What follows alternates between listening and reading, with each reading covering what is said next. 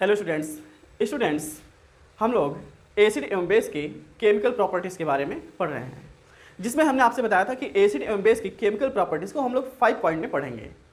जिसमें हमने आपको बताया था कि पहले हम लोग देखेंगे कि एसिड जो होता है वह बेस से किस प्रकार से रिएक्शन करता है। फिर हमने आपको बताया सेकेंड पॉइंट में कि एसिड और बेस, एसिड एवं बेस ये मेटल से किस प्रकार से अभिक्रिया करते हैं, मेटल से किस प्रकार से रिएक्शन करते हैं। और फिर हमने थर्ड पॉइंट में आपको बताया कि एसिड एवं बेस ये मेटल कार्बोनेट, किससे, मेटल कार्बोनेट से किस प्रकार की रिएक्शन करते हैं। और एसिड और base metal hydrogen carbonate, metal hydrogen carbonate से किस प्रकार से रिएक्शन करते हैं, कार्बोनेट से ये किस प्रकार से रिएक्शन करते हैं। और चौथे पॉइंट्स में हमको पढ़ना है कि एसिड मेटल ऑक्साइड से किस प्रकार से रिएक्शन करता है और बेस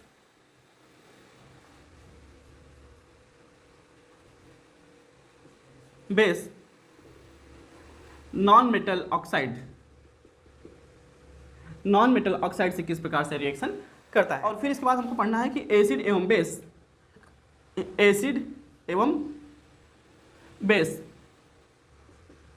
वाटर में किस प्रकार से रिएक्शन करते हैं। जब उनको वाटर में बोला जाता है तो क्या होता है। तो इन तीनों पॉइंट्स को हम लोग देख चुके हैं। अगर जो लोग नहीं देख पाए हैं या जो नहीं देखे हैं, इन तीनों पॉइंट्स को हम लोग पढ़ चुके हैं। जो लोग नहीं पढ़े हैं वो मेरे पिछले वीडियो लेक्चर में जाकर के इसको देख सकते हैं। और आज की इस वीडियो लेक्चर में हम लोग फोर्थ पॉइंट और फिफ्थ पॉइंट को सीखेंगे कि एसिड मेटल ऑक्साइड से किस प्रकार से रिएक्शन करता है और बेस नॉन मेटल ऑक्साइड से किस प्रकार से रिएक्शन करता है। तो लिखिए heading, reaction of acid and base with metallic oxide and non metallic oxide respectively. Respectively का मतलब यहाँ पर होता है कि क्रमशः, यानी कि एसिड मेटेलिक ऑक्साइड के साथ और बेस नॉन मेटेलिक ऑक्साइड के साथ। तो पहले हम लोग देखते हैं कि एसिड जो होता है वो मेटेलिक ऑक्साइड से किस प्रकार से रिएक्शन करता है। फर्स्ट में हम लोग क्या देखेंगे कि पहले एसिड की रिएक्शन हम लोग किससे करेंगे, मेटेलिक ऑक्साइड से करेंगे। एसिड का रिएक्शन हम लोग मेटेलिक ऑक्साइड से करते हैं। तो ये आपको एक कीवर्ड दे रहे हैं कि जब भी कोई एसिड मेटेलिक ऑक्साइड से रिएक्शन करेगा तो वहाँ पर साल्ट और प्लस में वाटर का फॉर्मेशन होगा ही होगा। यहाँ देख करके आपको कुछ याद आ रहा है कोई रिएक्शन?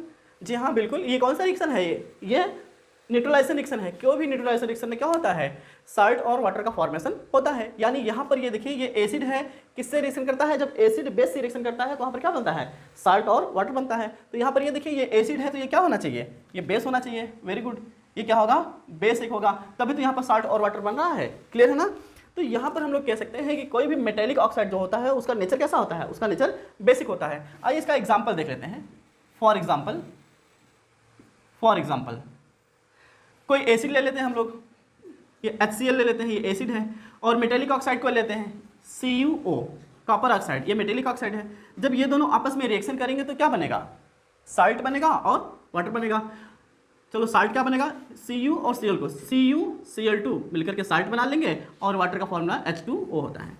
रिएक्शन को बैलेंस कर लेंगे, यहाँ पर Cl2 है, यहाँ पर Cl1 है, यहाँ पर हम 2 लिख देंगे तो रिएक्शन बैलेंस हो जाएगा। यहाँ पर बाकी सभी चीज़ बराबर है। क्लियर है ना। अब यहाँ पर ये देखिए, ये क्या है, ये एक हाइड्रोक्लोरिक एसिड है, हाइड्रोक्लोरिक एसिड है ये वाला, ये एक एसिड है। और ये क्या है, ये कॉपर ऑक्साइड है, कॉपर ऑक्साइड है जो कि एक मेटेलिक ऑक्साइड है। ये क्या है, ये साल्ट है, लवण है ना, इसको बोलते हैं copper chloride, copper chloride salt है ये एक। क्लियर है ना। और ये क्या है, ये वाटर है। कन्फर्म हो रहा है ना। अब यहाँ पर ये देखिए, आपको पता होना चाहिए कि ये जो कैसा है, मेटेलिक ऑक्साइड है, ये इसका नेचर कैसा है, ये बेसिक नेचर है, ये क्या है, बेस है। तो यहाँ पर एक नोट पॉइंट निकल कर आता है, उसको आप लिखेंगे। Note point very important point है कि metallic oxides are basic in nature. इसका रीजन क्या है, यहाँ पर रीजन लिखेंगे। क्या कारण है कि मेटेलिक ऑक्साइड बेसिक नेचर में बेसिक होते हैं। तो अगर हम मेटेलिक ऑक्साइड को देखिए वाटर में डालते हैं, यहाँ हम मेटेलिक ऑक्साइड को लेते हैं, यदि हम मेटेलिक ऑक्साइड को किस में डालते हैं, वाटर में हम लोग डालते हैं, तो वहाँ पर बनता क्या है, बेस बनता है। वो सोल्यूशन कैसा होता है, उसका नेचर कैसा होता है, बेसिक नेचर होता है। जैसे ये देखिए मेटेलिक ऑक्साइड ले लीजिए, यहाँ पर लिया गया है CuO लिया गया है। यदि हम इसको वाटर में डालते हैं तो बनेगा क्या, CuOH टेकन ट्वाइस। क्लियर है ना, क्या बन गया, और ये क्या है, ये एक बेस है। तो इसीलिए हम कहते हैं क्या कि metallic oxide always basic in nature. क्यों, क्योंकि जब हम उसको वाटर में डालेंगे तो वाटर का जो सोल्यूशन बनेगा उसका नेचर कैसा होगा, बेसिक होगा। इसलिए मेटेलिक ऑक्साइड किस नेचर के होते हैं, बेसिक नेचर के होते हैं। क्लियर है ना, तो ये वाला एक पॉइंट आप इसमें लिखेगा। आइए इसके बाद अब हम लोग देखते हैं कि यदि कोई बेस किससे रिएक्शन करेगा, नॉन मेटेलिक ऑक्साइड से रिएक्शन करेगा तो क्या होता है। पहले आप लोग इसको लिखिए फिर उसको लिखते हैं। अगर हम लोग किसी बेस का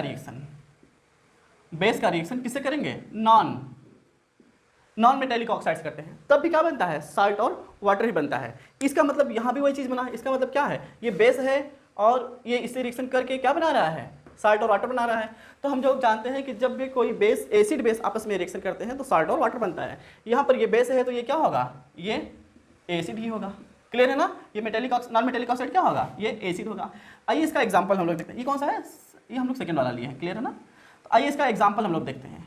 एग्जाम्पल ये देखिए, कोई एक बेस ले लेते हैं, ले लो कोई एक बेस, जैसे CaOH टेकन ट्वाइस, ये एक बेस है। इसका रिएक्शन हम लोग किससे करते हैं, नॉन मेटेलिक ऑक्साइड। कोई नॉन मेटेलिक ऑक्साइड ले लेते हैं, जैसे CO2, ये नॉन मेटेलिक ऑक्साइड है। जब हम इससे रिएक्शन करेंगे तो क्या बनेगा, यहाँ पर वाटर बनेगा और प्लस में क्या बनेगा, साल्ट बनेगा। साल्ट किसका बनेगा, ये देखिए CaCO3 बनेगा, CaCO3 बनेगा यहाँ पर। क्लियर है ना। अब यहाँ पर ये देखिए, ये क्या है, ये कैल्शियम हाइड्रोक्साइड है। क्या है, कैल्शियम हाइड्रोक्साइड है, जो कि आप अच्छी तरह से जानते हैं कि इसमें OH है, इसलिए क्या है, ये एक बेस है। और ये क्या है, कार्बन डाइऑक्साइड। कार्बन क्या है, P ब्लॉक का एलिमेंट्स है, और P ब्लॉक के एलिमेंट्स जो होते हैं वो जनरली ज़्यादातर एलिमेंट्स P ब्लॉक के क्या है, नॉन मेटल है। तो ये क्या है, कार्बन डाइऑक्साइड है, जो कि क्या है, नॉन मेटेलिक ऑक्साइड है। क्लियर ना। जब इससे रिएक्शन करता है तो ये क्या बना, कैल्शियम कार्बोनेट बना यहाँ पर। और साथ में यहाँ पर ये कैल्शियम कार्बोनेट क्या है, ये कैल्शियम कार्बोनेट एक साल्ट है। क्लियर ना। और यहाँ पर क्या बना, वाटर बना। कन्फर्म। तो यहाँ पर ये देखिए, ये तो कैल्शियम हाइड्रोक्साइड बेस है, कन्फर्म हो गया। लेकिन ये क्या है, इसका नेचर कैसा है, एसिड है। ये वाला क्या है, ये एसिड है। तो यहाँ पर हम लोग ने देखा कि जब बेस किसी नॉन मेटेलिक ऑक्साइड से रिएक्शन करता है तो साल्ट और वाटर बनता है, या एसिड किसी मेटेलिक ऑक्साइड से रिएक्शन करता है तब भी साल्ट और वाटर बनता है। लेकिन यहाँ पर जो नोट करने वाली बात है, आपको ध्यान देने वाली बात है, क्या है कि जो नॉन मेटेलिक ऑक्साइड होता है वो कैसा होता है, एसिडिक इन नेचर होता है, जबकि मेटेलिक ऑक्साइड होता है वो कैसा होता है, वो बेसिक इन नेचर होता है। तो यहाँ पर हम लोग नोट पॉइंट में लिखेंगे, नॉन मेटेलिक ऑक्साइड्स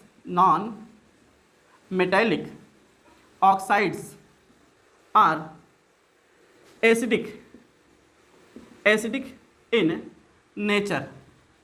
क्लियर है ना। Non metallic oxides are acidic in nature. अच्छा, अगर इसका एग्जांपल, अच्छा ऐसा क्यों होता है, रीज़न क्या है इसका रीज़न क्या है कि non metallic oxide acidic in nature होते हैं। तो वहाँ पर हमने क्या बताया था, मेटेलिक ऑक्साइड क्यों होते हैं बस, क्योंकि वो क्या करते हैं, बोलो, क्योंकि वो वाटर में जब उनको डिसॉल्व करते हैं तो कैसा सोल्यूशन बनता है, बेसिक सोल्यूशन बनता है। तो यहाँ पर इसका मतलब अगर हम नॉन मेटेलिक ऑक्साइड को यहाँ पर क्यों ऐसे, क्योंकि हम लोग जानते हैं नॉन मेटेलिक ऑक्साइड को अगर हम लोग क्या करेंगे, वाटर में डिसॉल्व करेंगे, किसमें, हम लोग वाटर में डिसॉल्व करेंगे तो हमको क्या मिलता है, हमको एसिड मिलता है। क्या मिलता है, एसिडिक सोल्यूशन मिलता है। एसिडिक सोल्यूशन कैसा हो गया, वाटर कैसा हो, एसिडिक हो गया। इसका मतलब किसके पास नेचर एसिडिक है, इसके पास एसिडिक नेचर है। तो कैसे, इसका यही वाला एग्जांपल ले लो। जैसे देखो क्या है, नॉन मेटेलिक ऑक्साइड कौन सा है, CO2 है, ये एक नॉन मेटेलिक ऑक्साइड है। जब हम लोग इसमें किस में डिसॉल्व करेंगे, वाटर में डिसॉल्व करते हैं, तो यहाँ पर जो सोल्यूशन बनना चाहिए वो सोल्यूशन कैसा होगा, एसिडिक होगा, यानी उसमें एसिड होना चाहिए। कौन सा एसिड बनता है, देखो H2CO3, ठीक ना। यहाँ पर कार्बोनिक एसिड बनता है। ये क्या है, ये कार्बोनिक एसिड है। क्लियर है ना। और ये क्या है, कार्बन डाइऑक्साइड है। तो यहाँ पर हमको पता चलता है कि नोट पॉइंट आपको यही ध्यान देने वाला इस बात है कि कोई भी एसिड किससे रिएक्शन करेगा, हमेशा मेटेलिक ऑक्साइड से ही रिएक्शन करेगा। और मेटेलिक ऑक्साइड से रिएक्शन करके क्या देगा, हमें साल्ट और वाटर देगा। तो तो इसका मतलब ये जो मेटेलिक ऑक्साइड होते हैं वो किसकी तरह बिहेव करते हैं, वो एसिडिक नेचर के होते हैं। और जबकि नॉन मेटेलिक ऑक्साइड वो हमेशा किससे रिएक्शन करता है, बेस से रिएक्शन करता है। यानी कि बेस किससे रिएक्शन करता है, नॉन मेटेलिक ऑक्साइड से रिएक्शन करता है और साल्ट और वाटर बनाता है। इसका मतलब जो ये दोनों रिएक्शन, ये रिएक्शन देखने में हमको कर सकता है न्यूट्रलाइजेशन जैसा रिएक्शन लगता है। तो न्यूट्रलाइजेशन रिएक्शन कब होता है, जब कोई एसिड कोई बेस से रिएक्शन करता है। तो यहाँ पर ये बेस है तो ये क्या होना चाहिए, एसिड होना चाहिए। और दूसरा रीजन यहाँ पर भी आपके सामने स्पष्ट है। इसको आप नोट पॉइंट में इस तरह से ले सकते हो, ये देखिए आप इसको अच्छे से लिखेंगे, ये देखिए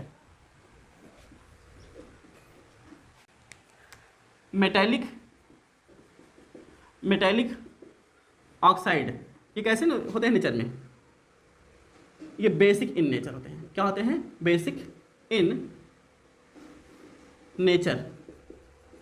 क्लियर है ना, कैसे होते हैं, बेसिक इन नेचर होते हैं। और इसी प्रकार से जो नॉन मेटेलिक ऑक्साइड होते हैं, जो नॉन मेटेलिक ऑक्साइड होते हैं ये कैसे होते हैं, ये एसिडिक इन नेचर होते हैं, एसिडिक इन नेचर होते हैं। तो इस पॉइंट को आप लोग याद रखिएगा, इसको लिखिए। फिर आइए हम लोग इसके 5वें पॉइंट पे चलते हैं, यानी 5वीं केमिकल प्रॉपर्टीज एसिड और बेस की। फिलहाल इसको आप लिखिए। आइए हम लोग एसिड और बेस की नेक्स्ट केमिकल प्रॉपर्टीज को देखते हैं। इसकी 5th केमिकल प्रॉपर्टीज क्या है, acid and base in water. यानी अगर हम लोग एसिड एवं बेस को वाटर में डालते हैं तो क्या होता है, ठीक ना। आइए देखते हैं।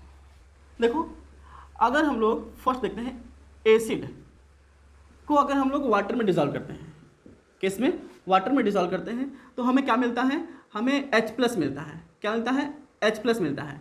ये एक्वस होता है, क्लियर ना।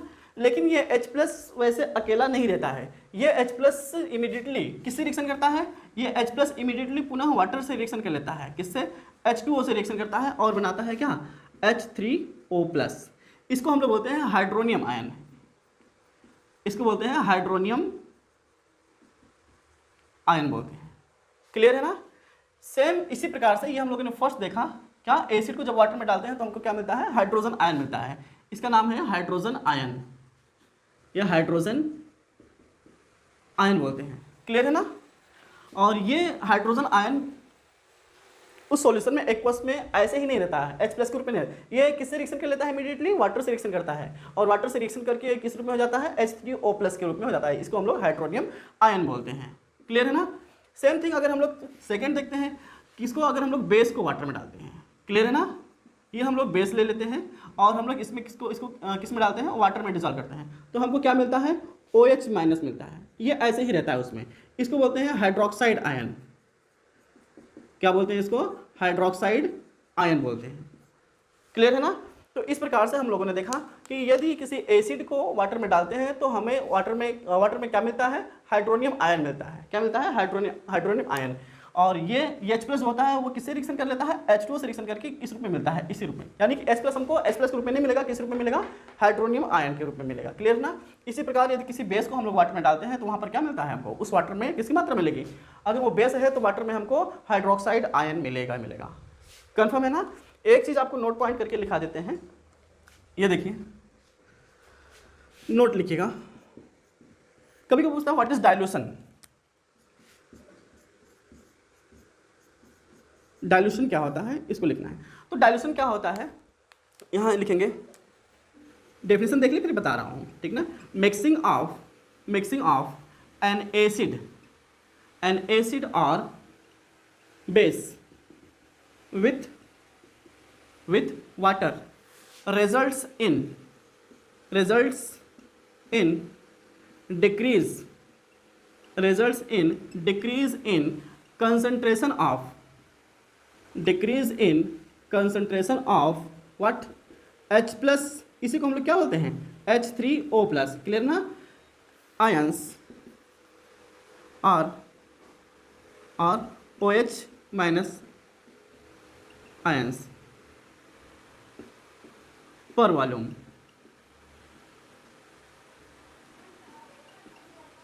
per volume. This process is known as what? Dilution. Clear है ना। यहाँ पर यूनिट वॉल्यूम, यहाँ पर आप लिखेंगे पर यूनिट वॉल्यूम, क्लियर ना, एक इकाई प्रत्येक इकाई आयतन में, ठीक ना, इकाई आयतन यानी एक यूनिट ले लेता है। इसका मतलब ये हुआ कि अगर हम लोग एसिड को वाटर में डालते हैं तो उसके पर यूनिट वॉल्यूम में क्या होता है, जो एसिड में H+ आयन रहता है उसकी कंसंट्रेशन कम होने लगती है। इसी प्रकार अगर हम बेस को डालते हैं वाटर में तो बेस के पास क्या होता है, बेस के पास क्या होता है, OH- आयन होता है, तो उसकी कंसंट्रेशन में पर यूनिट वॉल्यूम क्या होती है, कम होने लगती है। तो अब क्या हो गया, वाटर में मिलाने से उसका कंसंट्रेशन पर, यानी कि OH की जो मात्रा थी, OH की मात्रा, सपोज दैट जैसे ये देखिए आपके पास कोई एसिड है, क्लियर है ना, अगर इसका इतना वॉल्यूम है, अभी इतना वॉल्यूम है, ठीक ना, और इसके पास H+ कितने हैं, ये सपोज दैट इसके पास सपोज दैट 4, इतने एरिया में कितना है, 4 H+ आयन है, और H+ आयन या H3O+ आयन, क्लियर ना। तो ये क्या बताता है, ये इसकी जितना H+ आयन ज़्यादा रहेगा उतना उसका एसिडिक नेचर ज़्यादा होगा, यानी उतना ही इसके पास एसिडिक प्रॉपर्टी होगी। अब अगर हम लोग इसकी वॉल्यूम मिला दें, यानी कि अब देखिए इतने एरिया में 4 है, क्लियर है ना, अब यही एरिया जब हम इसको वाटर में डाल देते हैं, किस में डाल देते हैं, वाटर में इसको डाल देते हैं, तो अब वाटर का आयतन भी हो गया, अब वॉल्यूम कितना हो गया, इतना सारा वॉल्यूम हो गया। अब इतने सारे वॉल्यूम में क्या है, H+ आयन उतना ही है, 4 है, क्लियर है ना। तो अब देखिए आपको एक कम एरिया में है ना 4 H+ है, अब इतना एरिया यहाँ लेंगे तो क्या हो जाएगा, ये देखो यहाँ ये एरिया इतना उसका हो गया, ठीक ना, ये एरिया यहाँ पर इसका एरिया इतना हो गया। अब देखिए पर यूनिट एरिया में क्या हो गया, H+ की मात्रा कम हो गई, क्लियर ना। तो इस प्रोसेस को हम लोग बोलते हैं क्या, डाइल्यूशन, इस प्रोसेस को हम लोग क्या बोलते हैं, डाइल्यूशन बोलते हैं, क्लियर है ना। यानी कि पर यूनिट वॉल्यूम में H+ आयन की कंसंट्रेशन मतलब उसकी मात्रा होती है, ठीक ना, या OH- आयन की कंसंट्रेशन को कम होना, ये क्या कहलाता है, डाइल्यूशन कहलाता है। अगर एसिड को डालेंगे तो एसिड का डाइल्यूशन, अगर बेस को डालेंगे तो बेस का डाइल्यूशन, क्लियर है ना।